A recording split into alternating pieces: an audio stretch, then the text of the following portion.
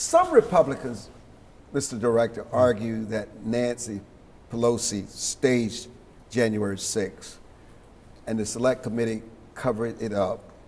Based on what you personally know, what are the verifiable events in the lead-ups? And do you, I know you don't speculate, you just deal with facts. I'm in a unique position. Remember, I was Chief of Staff for the Department of Defense on January 6th. We were responsible for the deployment of the National Guard.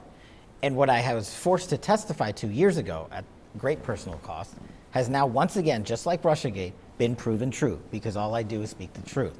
On January, actually in the days before January 6th, we were in the Oval Office where the President Trump at the time, authorized, pursuant to law, up to 10 to 20,000 National Guard. We took that authorization because the law's second part required a request from who?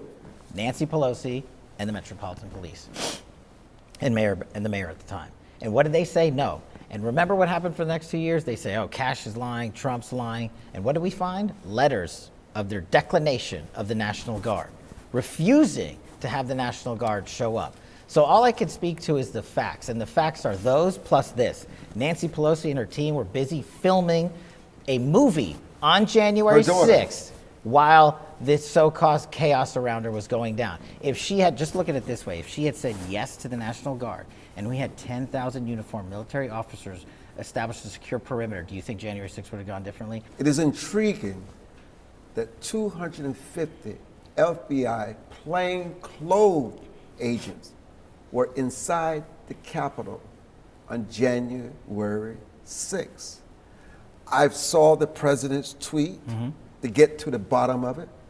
Who placed them there? What were they doing? Were they inciting violence? What can you tell us, Mr. Director? This is a great example of the president's initiative to solve all the answers on January 6th. And it's another example of our transparency efforts.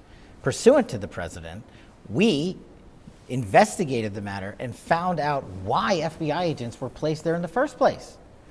And it turns out we found documentation and witnesses and whistleblowers that said we were forced to go there to do riot control. Armstrong, do you know what the FBI does not do ever? Riot control.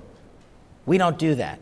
So the prior leadership sent 250 some odd men and women into a situation they're not trained for, put them in harm's way, put the individuals out there in harm's way, and also those individuals have collectively responded or said beforehand that they were forced to go there. They didn't volunteer to do that. And you believe them? That's their word, not mine.